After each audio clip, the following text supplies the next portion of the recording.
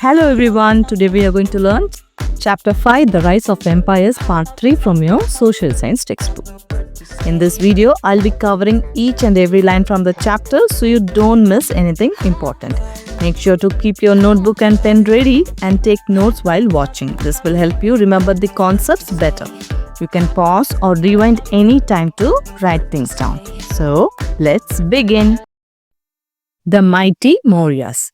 After that brief sojourn to the northwest, let us return to Magadha, where we witness the decline of the Nanda Empire. Around 321 BCE, just a few years after Alexander left India with his army, a new dynasty and new empire emerged, the Maurya Empire, founded by Chandragupta Maurya. It quickly absorbed the Nanda Empire's territories and went on expanding beyond. Sojourn means a short stay or temporary visit to a place. So, after a short look at what happened in the northwest of India, let's go back to Magadha, where the powerful Nanda Empire had come to an end. Around 321 BCE, after Alexander left India with his army, a new ruler named Chandragupta Maurya started a new dynasty called the Maurya Empire. This new empire didn't just stay in Magadha. It quickly took over the land that once belonged to the Nandas and then started growing even bigger. The Maurya Empire became one of the most powerful empires in India. As per many accounts, Chandragupta managed his feat with the help of an able mentor named Kautilya, who used his knowledge of politics, governance and economics to create an empire that remains one of the greatest in Indian history. So, according to many stories and records, Chandragupta Maurya was able to build his great empire with the help of a very wise teacher and guide named Kautilya, also known as Chanakya. A mentor is a wise and trusted guide or teacher who helps someone learn or succeed. Kautilya was an expert in politics, governance and economics. This means he knew how to run a kingdom, make good laws and manage money and resources. Using this knowledge, he helped Chandragupta build a strong and powerful empire which is still remembered as one of the greatest in Indian history. The story of Kautilya. According to Buddhist texts, Kautilya, sometimes referred to as Chanakya or Vishnugupta, was a teacher at the world-renowned Takshashila, modern-day Taxila University. His legendary tale begins in the court of Dhanananda, who, as we saw, had become highly unpopular. So, according to Buddhist text, Kautilya, who is also known as Chanakya or Vishnugupta, was a teacher at the famous University of Takshashila. Today, Taxila, which is located in present-day Pakistan, was one of the best places to study in the ancient world. Kautilya's story starts in the royal court of Dhanananda, the last king of the Nanda Empire. As we have already learned, Dhanananda had become very unpopular with the people because of his bad behavior and unfair rule. This is where Kautilya's legendary journey begins. Observing this, Kautilya advised Dhanananda to change his ways or witness the collapse of his empire. Angered, Dhanananda insulted Kautilya and threw him out of his court. This led to Kautilya's vow to end the evil Nanda rule. So when Kautilya saw how badly Dhanananda was ruling and how unhappy the people were, he gave the king some advice. Kautilya told Dhanananda to change his behavior or else his empire would soon fall. But instead of listening, Dhanananda became very angry. He insulted Kautilya and threw him out of his royal court. This made Kautilya very upset. He then took a strong vow, that is a promise to end the rule of the evil Nanda and remove Dhanananda from power. Figure 5.12, the map of the Nanda Empire. We can see how far the Nanda Empire had spread, with Pataliputra as its capital and the important cities like Ujjaini, Madura, Vidisha, Kaushambi, Rajgraha and Varanasi also shown here. And several major rivers flowed through the empire such as Ganga, Yamuna, Narmada and Mahi and many more, which help in farming, trade and transport. Figure 5.13, the map of the Maurya Empire. We can see how far the greatest empire of ancient India had spread.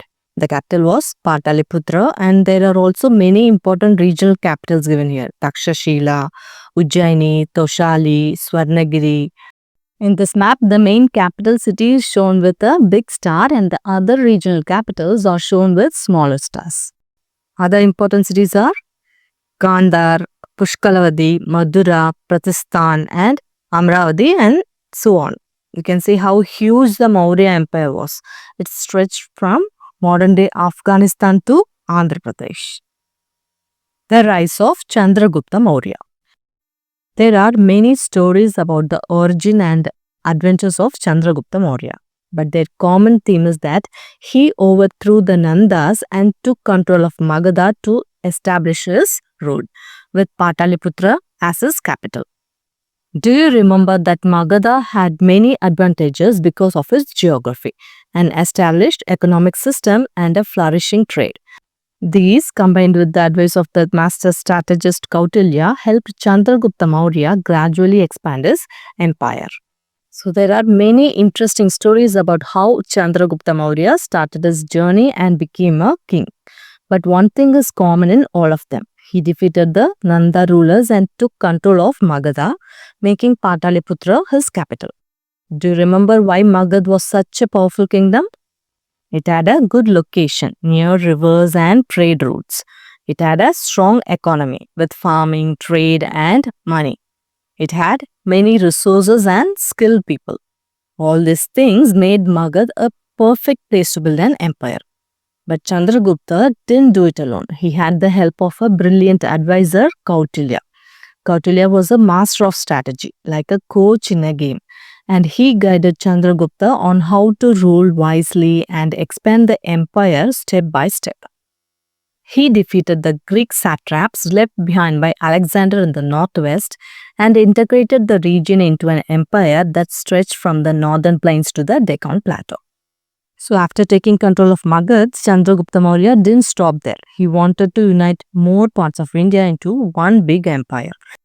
In the northwest of India, that is near present-day Pakistan and Afghanistan, Alexander the Great had left behind some of his Greek officials called satraps. Chandragupta fought and defeated these Greek satraps and took control of that region too.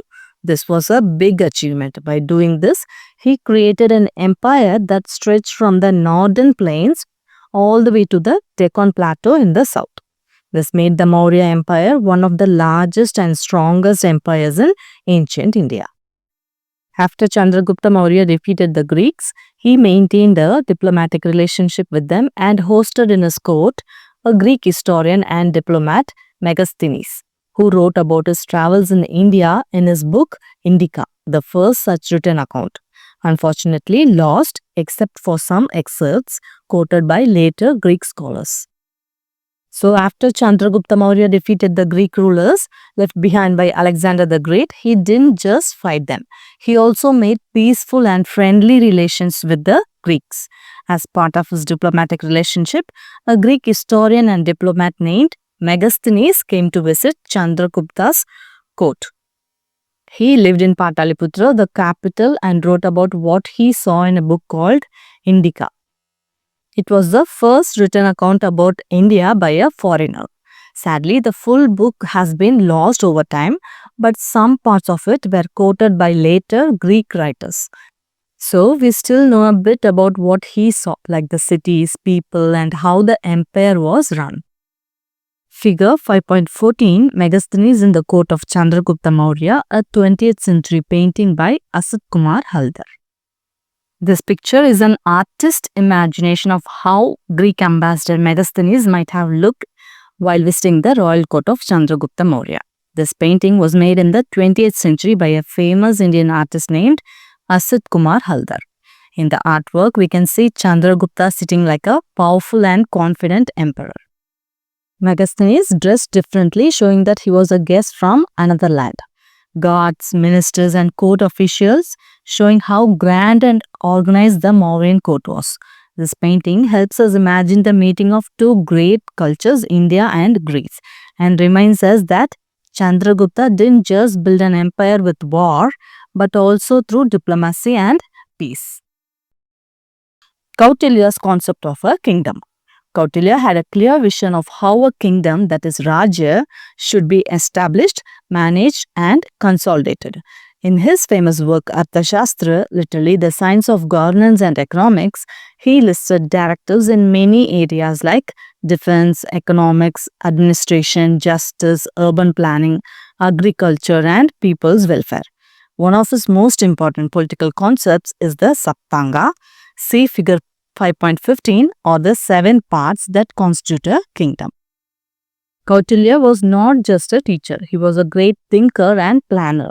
He had a clear idea of how a kingdom, that is Rajya, should be and how to run it properly and how to make it strong and united. Consolidated means to make something stronger, stable and united by bringing different parts together. In his famous book called Arthaśhāstra, he explained everything. The name Arthashastra means the science of governance and economics. In this book, Kautilya gave advice on many important topics like defense, how to protect the kingdom, economy, how to manage money and trade, administration, how to run the government, justice, city planning, farming, and even people's welfare. But one of his most famous ideas is called the Saptanga, or the 7 parts of a kingdom. See figure 5.15 in your textbook. Kautilya's Saptanga. Kautilya said that a kingdom is like a human body. It works well only when all its parts are strong and healthy. He listed 7 important parts of a good kingdom. First one, the king, Swami, who is the ruler or leader who takes care of the kingdom. Second one, the group of counselors, ministers and other high officials, Amatya, the king's helpers or advisors who help him make decisions and manage the government. Third one, the territory of the state along with the population inhabiting it, Janapada, the citizens and the area they live in. They are the strength of the kingdom. Fourth one, the fortified towns and cities, Durga. These were strongly built towns or forts surrounded by walls and gates to protect the people from enemies. Durga was very important because a well-protected fort meant a safe and stable kingdom. Fifth one, the treasury or the wealth of the kingdom, Kosha. It is the store of wealth and money used for running the kingdom and for emergencies. Sixth one, the forces of defense and law and order, Danda, to protect the kingdom and to maintain peace. The allies, Mitra, that is friendly neighboring kingdoms which you can trust and can help in times of need. Kautilya believed that if all these parts were working well, the kingdom would be safe, successful and peaceful. According to Kautilya, the Saptanga together must create a settled, well-protected and prosperous kingdom to be maintained both through warfare and through alliances for peace as the case may be. He emphasized the importance of law and order in society, which necessitated a strong administration. He also detailed many laws to deal with corruption and specified punishments for any activities that went against the well-being of the people. According to Kautilya, all the 7 parts, that is Saptanga of a kingdom, must work together to make the kingdom settled, that is, where people live peacefully, well protected, means safe from enemies and danger, prosperous, where everyone can earn, trade and live happily. He said that a kingdom must be strong enough to defend itself in war, but also wise enough to make alliances and maintain peace when needed. Emphasized means to give special importance or attention to something. Kautilya believed that law and order were very important for the well-being of the people. So he wanted a strong and fair administration. So he wrote many laws in the Arthaśhāstra, including how to punish corrupt officials, what to do if someone harms others or breaks the law, how to protect the common people from injustice. He believed that a strong and honest administration, that is a government system, was necessary for the well-being of the people. Think about it. Kautilya says, a king shall increase his power by promoting the welfare of his people, for power comes from the countryside, which is the source of all economic activity. The king shall show special favors to those in the countryside who do things which benefit the people. such as building embankments or road bridges, beautifying villages, or helping to protect them. Kautilya is telling us that a good king's real strength comes from the happiness and welfare of his people, especially those who live in the villages, that is the countryside. He says that the countryside is the heart of the kingdom because that's where most farming and other economic activities take place. Things like growing food, raising animals, and producing goods that everyone depends on. So if the people in the countryside are happy, hardworking, and well cared for, the whole kingdom becomes rich and powerful. Kautilya also advises the king to reward and support people who do things that help others. For example, building embankments, that is, walls that stop rivers from flooding, making roads and bridges, beautifying villages, or protecting them from danger. By doing this, the king shows that he cares for his people, and in return, the people respect and support their king. Kautilya says that this is how a wise ruler builds a strong, prosperous, and happy kingdom. Why do you think it was important to take special care of the countryside? Hint, think back to what you have learned at the beginning of this chapter. Sample answer. It was important to take special care of the countryside because the countryside was the heart of the kingdom. It was where most people lived and worked. As we learned at the beginning of the chapter, there cannot be a country without people and there is no kingdom without a country. This means that the people in the countryside, the farmers, workers, and villagers were the real strength of the kingdom. So if the countryside was peaceful, safe, and prosperous, the whole kingdom became strong. That's why Kautilya advised rulers to protect and help the people in villages, since a healthy countryside meant a powerful and successful kingdom. Kautilya's central philosophy of governance is in tune with Indian values. In the happiness of his subjects lies the king's happiness. In their welfare, his welfare. He shall not consider as good only that which pleases him, but treat as beneficial to him whatever pleases his subjects. In other words, however powerful a king may be, he must give first place to the people's interests. So Kautilya believed that a king's duty is to care for his people and make sure they are happy and safe. He said, in the happiness of his subjects lies the king's happiness, in their welfare, his welfare. This means that if the people are happy, the king will also be happy because their success and peace make the whole kingdom strong. Kautilya also said that a good ruler should not just think about what he likes or what makes him powerful, but instead he should think about what is best for his people. So, even if a king has great power, he must always put his people's needs first. This idea shows the Indian value of selfless leadership, that true power comes from serving others and working for the good of all. Let's explore. Organize a group discussion in your class and compare the features of Kautilya's idea of an empire with a modern nation. So, you need to work together in groups and discuss how Kautilya's idea of an empire is similar to or different from a modern nation. So, first think about what Kautilya said about how a kingdom should be. He talked about the 7 parts of a kingdom, like the king, ministers, army, and so on.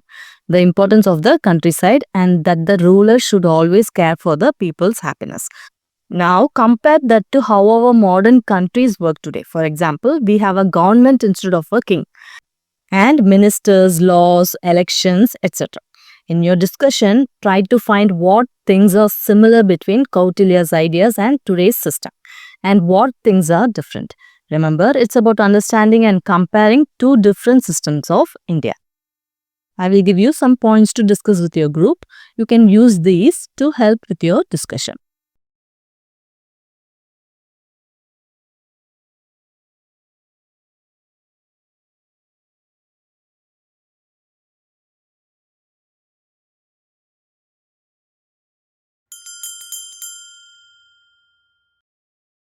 I will give you a sample answer to show you how your answer should look like after your discussion. When we compared Kautilya's idea of an empire with a modern nation, we found many similarities and differences. In Kautilya's empire, the king, that is Swami, was the main leader, supported by ministers, that is Amatya, Just like modern countries have elected leaders and government ministers, the people and land, Janapada, were considered the source of strength and wealth. Similar to how today's citizens and resources form the foundation of a nation. Both then and now, a strong army or defense system is important, and cities or forts serve as centers of administration and protection. Kautilya emphasized that the king's welfare depended on the people's welfare, which is similar to modern governments aiming to provide health, education, and social services. One difference is that the king had absolute power, while today leaders are elected and follow laws and constitutions. Overall, both Kautilya's empire and modern nations focus on protecting, managing, and caring for their people. The king who chose peace. Another king of the Maurya dynasty was Ashoka, 268 to 232 BCE, Chandragupta's grandson, who came to be credited with major administrative and religious achievements. So another famous ruler from the Maurya dynasty was Ashoka. He ruled from 268 to 232 BCE. He was the grandson of Chandragupta Maurya. Ashoka is remembered as one of India's greatest kings because he not only ruled a large empire but also made important changes in administration, that is, how the kingdom was managed, and religion, how people lived by moral and spiritual values. He is best known for becoming a king who chose peace over war. Figure 5.16, Ashoka visiting the Ramgrama Stupa in Nepal from a panel at the Sanji Stupa. This picture shows Emperor Ashoka visiting the Ramgrama Stupa, which is a sacred Buddhist monument in Nepal. The artwork is from one of the carved panels at the Sanji Stupa, a famous Buddhist site in India. It tells us that Ashoka deeply respected Buddhism and made many visits to holy places connected with the Buddha's life.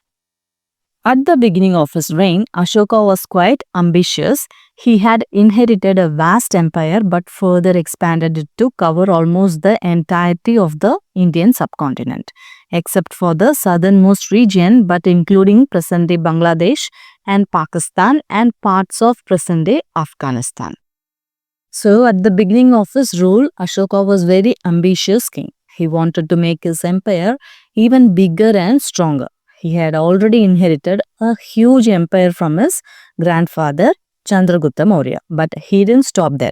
Ashoka continued to expand his empire and soon it covered almost all of the Indian subcontinent. That means nearly the whole of present-day India, along with Bangladesh, Pakistan and parts of Afghanistan. Only the southernmost part of India remained outside his control. This shows how powerful and successful his empire was at that time. One encounter, however, is said to have changed the path of his life. According to one of his edicts, he once marched on Kalinga, modern-day Odisha, where he waged a ferocious war. Seeing the enormous amount of death and destruction on the battlefield, Ashoka chose to give up violence and to the greatest extent possible, adopt the path of peace and non-violence that the Buddha taught. Edict, an official declaration issued by authorities or in our case, a king. So, an edict is an official order or announcement made by someone in power, like a king or ruler. In Ashoka's time, edicts were messages he had carved on rocks and pillars to tell people about his rules, advice and moral teachings. So, one event in Ashoka's life completely changed who he was. According to one of his edicts, Ashoka once fought a terrible war against the kingdom of Kalinga, which is in modern-day Odisha. The battle was very fierce and bloody. Thousands of people were killed or injured and many families lost their homes. When Ashoka saw all the death and suffering caused by this war, he felt deep sorrow. He decided to give up violence and follow the path of peace and non-violence taught by the Buddha. From then on, Ashoka tried to rule his empire through kindness, compassion and moral values instead of war. Think about it. Ashoka in his edicts tells the story of the Kalinga War. he could have chosen not to mention it and maintain his image as a peaceful, benevolent king for future generations. Why do you think he admitted to this destructive war? So, you are asked to think about why Ashoka decided to talk openly about the Kalinga War in his edicts, even though it showed the terrible destruction that happened under his rule. Usually, the kings want to be remembered as great and peaceful rulers, not as ones who caused suffering. But Ashoka chose to mention the war himself. So, think about what that might tell us about his character. Maybe what he learned from the war, how it changed him, or why he wanted others to know the truth. In your discussion, try to explore what message Ashoka wanted to give to his people and to future generations by sharing this part of his story. I will give you a sample answer for this question. You can use this to get an idea of how to write your own answer. Ashoka mentioned the Kalinga War in his edicts because he wanted people to learn from his experience. He felt deep regret for the pain and loss caused by the war. By admitting his mistakes, Ashoka showed courage and honesty. He wanted others to understand that violence brings suffering and that real strength lies in peace and kindness. Embracing Buddhist teachings, Ashoka sent emissaries to Sri Lanka, Thailand, Central Asia and beyond to spread the message of the Buddha far and wide. Emissaries, someone sent on a special mission, often of a diplomatic nature. So, emissary is a person who is sent by a king or ruler on an important mission, usually to another country or kingdom, to deliver messages or maintain friendly relations. So, after accepting the teachings of the Buddha, Ashoka wanted to share the message of peace, non-violence and kindness with people in other countries. He sent emissaries, that is special people on important missions to places like Sri Lanka, Thailand, Central Asia and other regions. These emissaries helped spread Buddhism far and wide, showing how Ashoka used his power not for war but to promote moral values. Historians have sometimes called Ashoka a great communicator, since he issued in many parts of his empire edicts engraved on rocks or pillars that contained his messages for the people and encouraged them to follow Dharma. Most of these edicts were inscribed in Prakrit, which was the popular language in many parts of India, and written in the Brahmi script. Brahmi is the mother of all regional scripts of India. So, historians often call Ashoka a great communicator because he wanted everyone in his empire to understand his messages about peace, kindness and following Dharma. To do this, he inscribed edicts, that is official messages, on rocks and pillars in many parts of his empire. Most of these were written in Prakrit, which was the common language spoken by the people, and they used the Brahmi script, the mother of all Indian scripts. This shows that Ashoka cared about reaching all his people and make sure they could understand his teachings. We have referred to the Prakrit language written in Brahmi script. What does this mean? Very simply, a language is what we speak, while script is what we write a language in. Can you think of examples of this in our everyday life? When we say Prakrit language written in Brahmi script, it means two things. Language, what we speak, like Prakrit; script, what we write it in, like Brahmi. Very simply, language is spoken, script is written. For example, we speak Hindi language, but we write it in Devanagari script. So, language and script are related, but they are not the same thing. One is for speaking, the other is for writing. Figure 5.17, a few of the many Ashokan edicts across the subcontinent. The snap shows some of the many places where Ashoka's edicts were carved across India and nearby regions. Major rock edicts are shown by red circles, minor rock edicts in blue triangles, pillar edicts in orange diamonds, minor pillar edicts in green diamonds, and cave inscriptions in purple stars. We can see the famous locations like Kandahar, Mansehra, Kalsi, Meerut, Bairat, Kaushambi, Lumbini, Sarnath, Barabar Hills, Girnar, Sanchi, Dauli, Amravati, Maski and Brahmagiri. These edicts were carved in rocks, pillars and caves so that people from different regions could read Ashoka's messages of Dharma, non-violence and moral living. This shows how far Ashoka's influence reached all over the subcontinent, from present-day Afghanistan, Pakistan to Nepal and across central and southern India. In his edicts, Ashoka called himself Devanampriya Priyadashi. The first word means beloved of the gods, the second, one who regards others with kindness. And indeed, the language of the edicts makes it clear that he was interested in depicting himself as a benevolent and compassionate ruler. Let us see a few examples of this. So, in his edicts, Ashoka called himself Devanampriya Priyadasi. Devanampriya means beloved of the gods. Priyadasi means one who looks upon others with kindness. This name shows how Ashoka wanted to be remembered as a kind, caring and fair ruler who ruled with compassion instead of cruelty. Benevolent means kind, caring and wanting to do good for others. A compassionate person feels sad when others are in pain and tries to make things better for them. And the language used in his edicts also reflects this.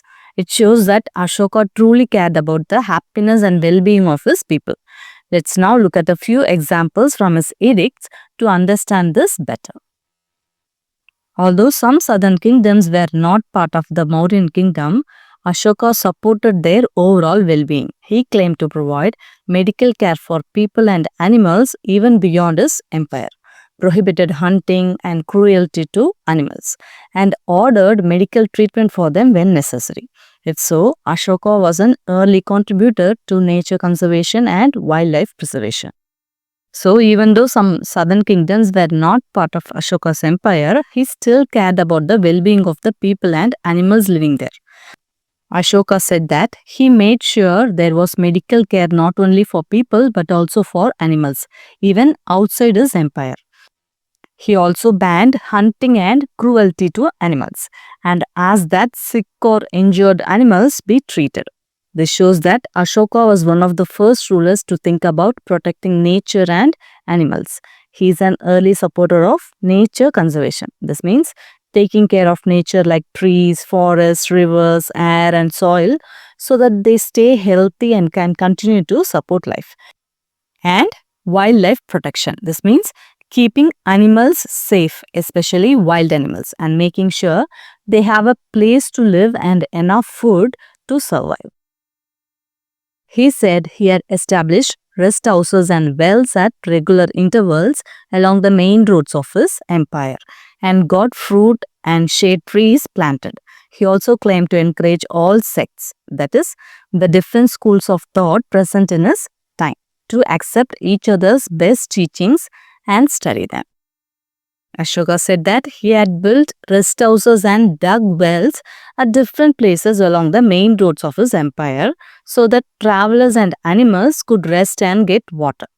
He also planted fruit and shade trees to make the journey more comfortable.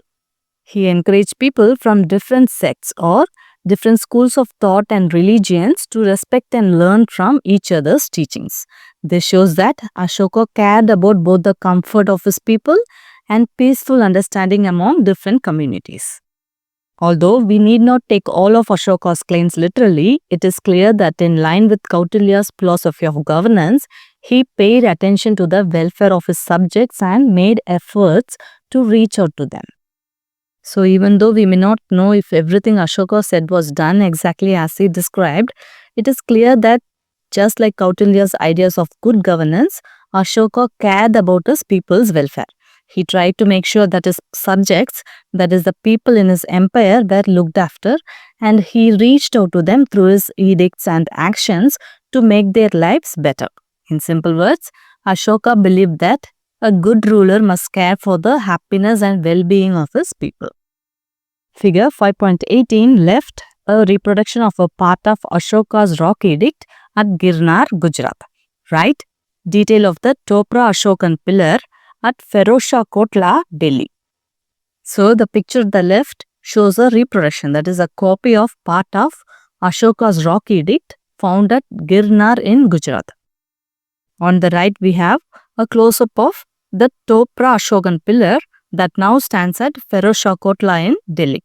Both of these are examples of how Ashoka's messages, that is edicts, were carved on rocks and pillars across his empire. Don't miss out. You read about the word Dharma in Prakrit in grade 6. Its essence cannot be easily captured. In simple terms, Dharma means moral law or someone's religious or ethical duties towards family, community or country. At a deeper level, however, Dharma extends to living according to the order of the universe or rhythm. This includes doing one's duty truthfully, following rules of righteous conduct, and leading a life in harmony with the cosmic order. Dharma is therefore duty, law, truth, order, and ethics, all of it together. You may remember the word Dharma called Dhamma in Prakrit from grade 6. Its meaning is very broad and not easy to explain in just one word. In simple terms, Dharma means moral law, religious or ethical duties towards your family, community or country. At a deeper level, Dharma is about living in harmony with the universe, also called rhythm. It means doing your duty honestly, following rules of righteous conduct, leading a life in truth, order and ethics. So Dharma is all of this together: duty, law, truth, order and ethics. It is the principle that guides how we should live properly. Let's explore. Ashoka details instructions on the contact of his officials and mentions ways to ensure that they practiced fairness in one of his edicts.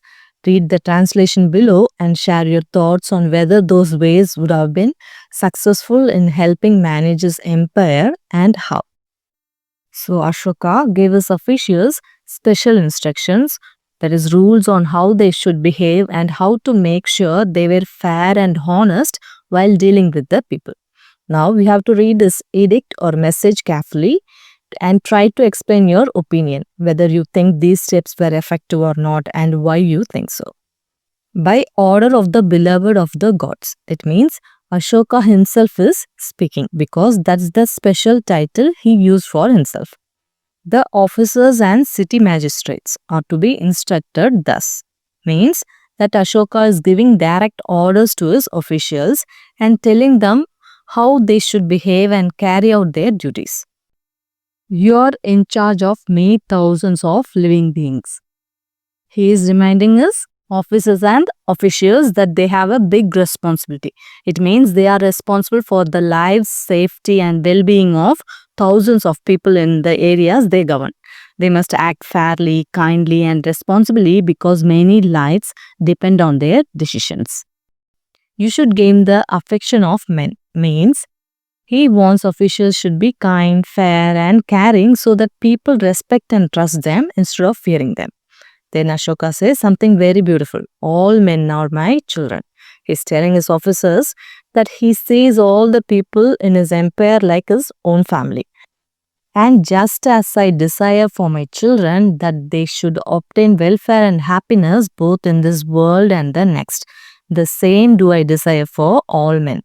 So, just as a parent wishes for their children to be happy and do well, Ashoka wants every person in his kingdom to be healthy, happy and at peace both in this life and in the next.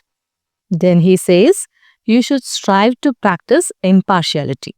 He means that officials should be fair and not take sides. They should not favor rich people, friends or those in power. Everyone should be treated equally. The root of all this is to be even-tempered and not rash in your work. Even-tempered and not rash. This means they must stay calm, think before acting and not make quick or angry decisions. This inscription has been engraved here in order that the city magistrates should at all times see to it that men are never imprisoned or tortured without good reason. Finally, Ashoka makes a very strong rule. No one should be imprisoned or tortured without a good reason. This shows that he wanted justice and kindness to guide the government, not cruelty or fear. And by having this message engraved in stone, Ashoka made sure everyone, especially the officers, would see it often and remember to act with fairness and compassion. And for this purpose, I shall send out on tour every 5 years an officer who is not severe or harsh, who, having investigated this matter, shall see that they carry out my instructions. So in this part of edict, Ashoka is making sure his instructions are actually followed. He says that every 5 years, he will send special officers to travel around the empire, what he calls on tour. These officers were not meant to be strict or harsh. Instead, they were supposed to be kind, fair, and understanding. Their jobs was to check whether other officials were obeying Ashoka's orders, like treating people well, being fair, and avoiding cruelty or corruption. So Ashoka was creating a kind of inspection system, a way to make sure his empire was being ruled according to his values of Dharma. So now you need to write your answer and try to explain your opinion whether you think these steps were effective or not. I will give you a sample answer for this question. You can write your own answer based on this explanation. Yes, Ashoka's methods would have been quite successful in managing his empire.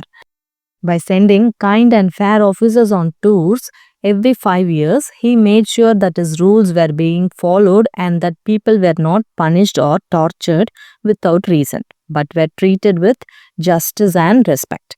This also helped prevent corruption and cruelty among officials. And he cared for his people like his own children and wanted them to be happy.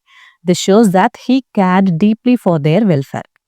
These actions would have helped him earn the people's trust and keep his vast empire peaceful and well-governed. The Maurya Empire continued for half a century after Ashoka's death. However, his successors were unable to hold the empire together, and many of the smaller kingdoms broke off and became independent. Around 185 BCE, India started on another phase of her journey. Bhavisha and Dhruv will join us on this journey in the next chapter. So after Ashoka's death, the Maurya Empire lasted for about 50 more years. But the kings who came after him were not as strong or capable as Ashoka. Because of this, they couldn't control such a large empire. Slowly, the empire started breaking into smaller parts and many small kingdoms became independent again. By around 185 BCE, the Maurya Empire had ended and India was about to begin a new chapter in its history. In the next chapter, we will see how Bhavisha and Dhruv explore this new period of India's journey.